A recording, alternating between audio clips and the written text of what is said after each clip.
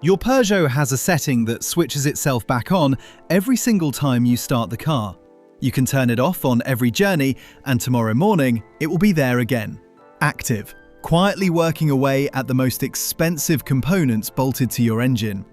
That setting is number 1 on this countdown. And I would bet money it is not the one you are thinking of. From the 208 to the 508, from the 1.2 PureTech to the 1.5 Blue HDI, these are the 10 settings quietly ruining Peugeot engine reliability, counted down from least to worst. A quick word before we start. None of these are faults. Every single one is doing exactly what Peugeot programmed it to do, which is precisely what makes them so easy to miss. The car never warns you, the handbook barely mentions the consequences, and by the time the damage shows up on an invoice, the warranty is usually long gone. Number 10 is the gentlest of the lot, and it happens before you have even pulled off your street. Number 10. Full heat from a cold start. It is a frosty February morning. You drop into the driver's seat, and the first thing you do is spin the temperature up to maximum and set the fan to full blast. Perfectly natural and quietly unhelpful. Your cabin heater is not a separate device. It is a small radiator fed by engine coolant, and every degree of warmth it throws at your feet is a degree stolen from an engine that is desperately trying to reach operating temperature. On a short commute in winter, a 1.2 PureTech running with the heater flat out can spend nearly the whole journey below proper working temperature. Cold running means richer fueling, fuel washing past the piston rings and into the oil, and condensation building inside the crankcase. That is the white mayonnaise you sometimes find under the oil filler cap, and on an engine where the timing belt runs in oil, keeping that oil clean matters more than on almost anything else on the road. The kinder habit costs you nothing. Aim the first few minutes of airflow at the windscreen for visibility, keep the fan moderate, and let the engine hold on to its heat until the gauge starts moving. Heated seats and a heated steering wheel are electric, so use those freely. They warm you without robbing the engine. It is a small thing, which is why it sits at number 10. The next one catches out owners who believe they are being kind to their car. Number 9. Air conditioning switched off for months on end. Thousands of owners press the aircon button off in October and never touch it again until June, convinced they are saving fuel and sparing the engine. Here is the problem with that logic. The compressor bolted to the front of your engine is lubricated by oil that circulates with the refrigerant, and that oil only moves when the system actually runs. Leave it dormant all winter and the seals dry out. Refrigerant slowly seeps away, and then the first warm day of spring demands full effort from a compressor that has been sitting there unlubricated for half a year. A seized compressor is not just an expensive bill for cold air. It hangs off the same ancillary drive as the rest of the engine's accessories, so when it locks up, it can shred the drive belt and drag other components down with it. At 70 miles an hour, if your luck is out. The fix takes 30 seconds a week. Run the air conditioning for 10 minutes or so regularly, all year round. In winter, it earns its keep anyway, because it dries the cabin air and clears a fogged windscreen far faster than heat alone ever will. Number 8 is Stranger. It is a function that deliberately disconnects your engine from the wheels while you are doing 70. Number 8. The freewheel coasting function. Picture this.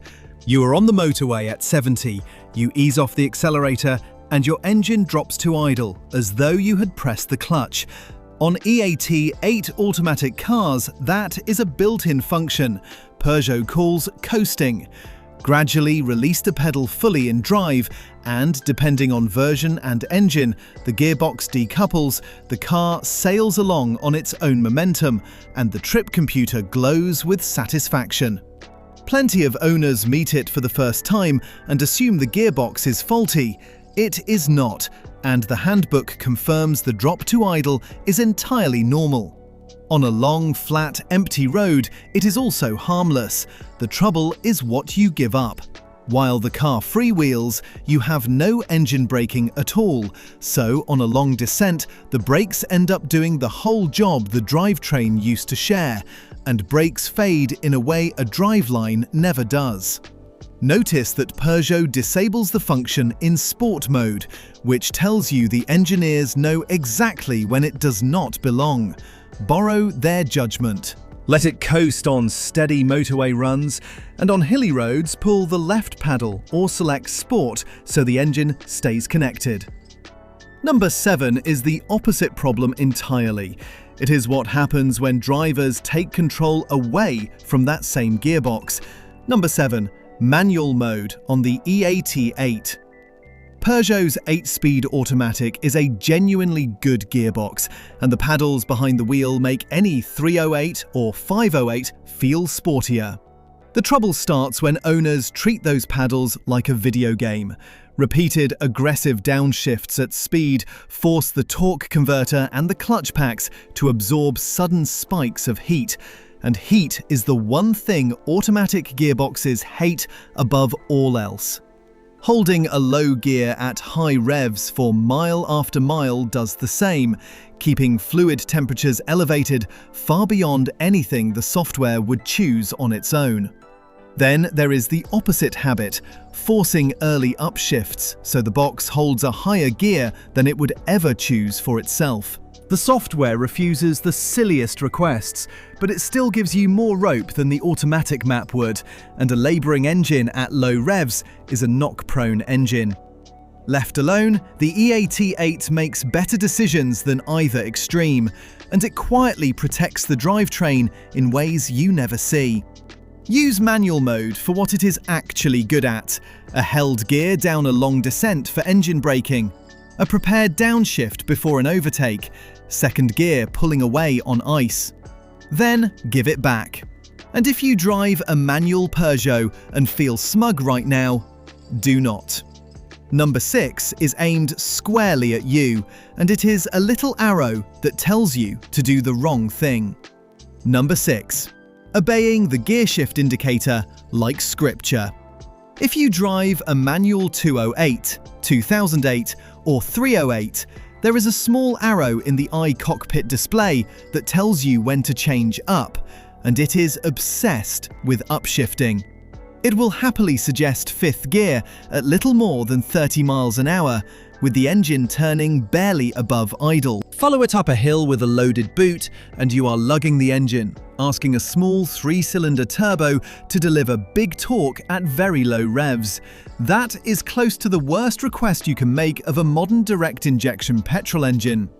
High load at low revs is the exact condition engineers link to low-speed pre-ignition, where the fuel charge lights before it should and hammers the piston with pressure spikes the engine was never designed to absorb. It also loads the crank bearings at the very moment oil flow is slowest. Understand what that arrow is actually for. It exists to chase economy and emissions figures on an official test cycle, not to protect your engine. On a flat road at a steady cruise, by all means follow it. On a hill, fully loaded, or joining a motorway, drop a gear and let the engine spin. Revs are not the enemy. Load without revs is. Number 5 at least waits for you to obey it. The next setting changes how the entire car behaves the moment you select it, and around half of you have it switched on right now. Number 5. Eco mode as your everyday default. Here is a paradox worth sitting with. The mode designed to be gentlest on your fuel bill is often the one working your engine hardest. Select Eco and the throttle response is dulled. The gearbox grabs the highest gear it can at the earliest opportunity, and the climate system is quietly throttled back. The result is an engine that spends its life labouring at low revs, while you press deeper and deeper into the pedal to compensate, which burns away much of the saving you thought you were making. Worse, a direct injection engine that never sees proper load and full temperature becomes a carbon factory. Deposits build on the intake valves and injectors, combustion quality slowly degrades, and the engine becomes exactly what you were trying to avoid: thirstier and weaker. The old mechanic's tale about an engine needing a good run has a real basis. These engines need regular spells of proper load at full operating temperature to stay clean. Eco has its place on a long, steady motorway cruise. As a permanent setting for town driving, it is slow strangulation. Keep the car in normal, drive it properly, and give it a brisk run at least once a week. That takes us to the top 4, and before we get there, I want your guess. Number 1 is fitted to nearly every Peugeot built in the last decade, and it resets itself every single time you start the car. Pause the video and drop your guess in the comments, along with which engine you drive, because I go through the comments on every video, and the guesses tell me exactly which myths need busting next. And if this channel is saving you money, consider subscribing. It costs you nothing, and it tells me to keep making these. Right, number 4. Number 4. Sport mode on a cold engine. The scene is familiar. A crisp morning, a 308 GT on the drive, and a driver who presses the sport button before the end of the road, because that is simply how the car should feel. Sport sharpens the throttle, weights the steering, pipes a harder engine note into the cabin, and tells the gearbox to hang on to each gear far deeper into the rev range. Every part of that is fine on a warm engine and quietly brutal on a cold one. Here is the trap. Your coolant gauge reaches 90 degrees within a few minutes, and the car feels ready. The oil is nowhere near ready. Oil takes roughly twice as long as coolant to reach working temperature, and until it does, it is thick, sluggish, and slow to reach the parts that need it most. The turbocharger is the sharpest example. Its shaft spins at enormous speeds on a thin film of oil, and cold, treacly oil does not build that film properly. A large share of engine wear happens in the first 10 minutes of running, and sport mode concentrates its abuse into exactly that window. Most Peugeots do not even show you an oil temperature reading, so use distance instead. Keep it in normal for the first 5 to 10 miles, avoid full throttle, then enjoy sport with a clear conscience. Number 3 is nastier, because it is a gauge that keeps telling you everything is fine while your engine runs itself dry. Number 3. Trusting the electronic oil level display. Riddle me this: how can an engine lose oil steadily for 6 months while the dashboard shows a healthy level at every single start? Easily, as thousands of PureTech owners have discovered. On many models, switch on the ignition and the screen shows an oil level readout, a neat row of segments that looks authoritative and reassuring. Owners see it, trust it, and never lift the bonnet between services. The catch is that the reading is coarse and conditional. It wants the car level and the oil settled. It moves in chunky steps rather than smooth ones, and a slow burn of a litre every couple of thousand miles can hide inside those segments for a very long time. On an engine that runs its timing belt in the oil bath, running low is not a minor sin. The reverse reading is even more sinister. If your oil level ever rises on its own, showing above maximum when nobody has topped it up, that is not good fortune. On a diesel, it usually means fuel is getting into the sump and thinning the oil that protects every bearing in the engine. So keep the old ritual. Pull the dipstick once a month on level ground and treat a rising level as a genuine alarm. Where does that stray diesel come from? That is number 2. Number 2.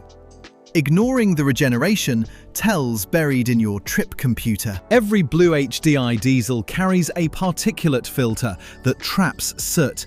And every few hundred miles, the car cleans it by injecting extra fuel to push exhaust temperatures high enough to burn that soot off. The process takes 10 to 20 minutes of steady driving, and here is the astonishing part. The car barely tells you it is happening. There is no big message on the screen for a routine regeneration, There are only tells scattered across displays half of us never look at. The idle sits slightly higher. The cooling fans keep roaring after you switch off. Your average consumption readout climbs for no reason. The stop and start system announces it is temporarily unavailable. Miss those clues, pull onto your drive mid-burn and kill the engine, and the cycle is abandoned. Do that repeatedly, the pattern of every school-run diesel in Britain, and two things happen. The soot load creeps up towards a blocked filter, a warning light, and eventually a limp home mode, with a main dealer bill attached. And the extra diesel injected for all those failed burns washes down the cylinder walls into the sump, which is exactly the rising oil level we met at number 3. The defense is simple awareness. Keep a display page with live consumption showing, learn the tells, and when a regeneration is running, give the car another 10 minutes at 40 miles an hour or more and let it finish. Which brings us to number 1, because the setting at the top of this list interrupts your engine automatically, without asking, dozens of times in every tank of fuel. Number 1.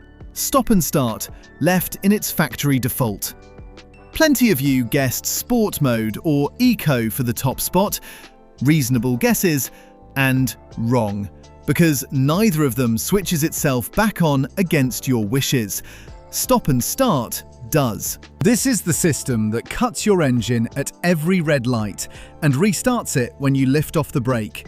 And it exists for one reason: to improve official emissions and consumption figures measured on a test cycle. Nobody at Peugeot claims it exists to extend engine life, and here is why. Think about what happens when you pull off a fast motorway run into a service station.